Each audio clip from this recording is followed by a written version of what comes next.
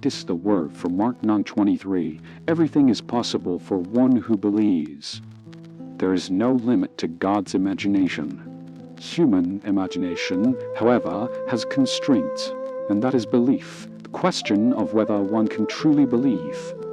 The only limitation for humans is failing to believe in what they imagine. Everything is possible for one who believes. If his reason and senses breed distrust, then he himself does not believe. Do not distinguish between imagination and reality. The boundary between imagination and reality eventually collapses. Our inner world creates the outer world. Once you know this, you will only imagine good things. What is in the mind creates the visible reality. We believe something is real only if we can see and touch it. However, this is not the truth. Life originates from human imagination. The current state of the mind is the cause of reality. And what is in the mind becomes reality. Sometimes, the things we imagine do not appear immediately. But what we see with our eyes is not everything. Our lives have various forms. When our attitude changes, those forms change too. Change your attitude, and you will see different things, and your life will transform. The Lord desires to pour out His Spirit on all His people, making them all prophets. We are all prophets. If we keep saying so, the result will be the same. A prophet is not someone who foretells the future.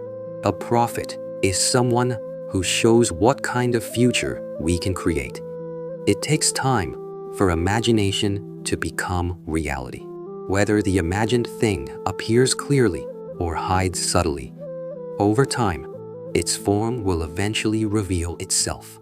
I have told you these things before they happen, so that when they do happen, you may believe.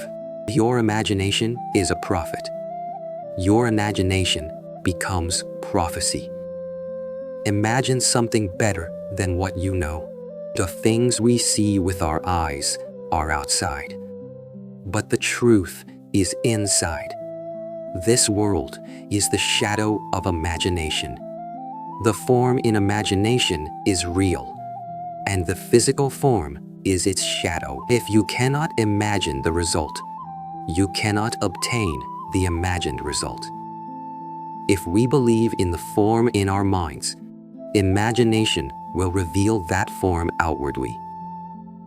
Imagining that your wish has been fulfilled is seeking what you have already found, requesting what you have already received, and knocking on a door that is already opened. There is nothing more fatal than being deceived by what is seen. Change the form in your mind. Then the visible form will also change.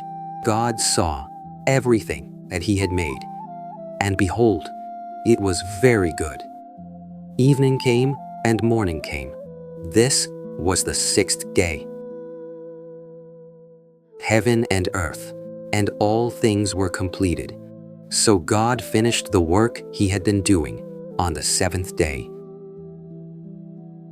He ceased from all His work and rested on the seventh day. You shall work for 6 days, but the seventh day is the great Sabbath, holy to the Lord. If you fill the 6 days with full faith, the seventh day will bring the Sabbath, a period of mental rest. If you cannot believe that it will happen as imagined before the 6 days of labor pass, the Sabbath will not come. Each person may have a different Sabbath. However, those who do not keep their own Sabbath cannot find peace. If you cannot believe that it will happen as imagined, your mind cannot rest. You are already seeking what you have found, requesting what you have received, and knocking on an open door. But if you cannot acknowledge this as fact, your mind will not rest. God warned that if you do not keep the Sabbath, punishment will come. Here, the punishment may mean failure. Even if you work hard for 6 days. If on the 7th day, the Sabbath, meaning the future, you cannot believe in your success, you cannot succeed in reality either. This is because if you cannot imagine the result, you cannot obtain the imagined result. And above all, your mind cannot be at peace. There could be no crueler punishment than this. God gives what He promised to those who work diligently and believe. What I believe reveals itself in reality. Your hope is God's promise and prophecy. Within hope lies the power to fulfill hope. Humans make the following mistakes regarding God's prophecy, that is, their own hopes.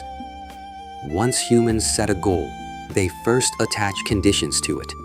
Then, they think about how to achieve the goal. Unaware that hope reveals itself on its own, they add something to God's prophecy. On the other hand, if they cannot find a method, they abandon the hope. In this process, humans subtract something from God's prophecy. Humans doubt God's prophecy while searching for methods. They add and subtract from God's prophecy, compromising their hopes with reality. If you believe that your hope has been fulfilled, hope will reveal itself outwardly. Whatever you hope for, if there is faith, that form will appear. He said, because of your little faith. Truly I tell you, if you have faith as small as a mustard seed, you can say to this mountain, move from here to there, and it will move. Nothing will be impossible for you. Faith is the substance of things hoped for, the evidence of things not seen. By this the elders obtained a good testimony. By faith, we understand that the universe was formed at God's word, so that what is seen was not made out of what was visible. Faith is living as if your hope has already been fulfilled. Feel the sensation when your hope is realized, that feeling.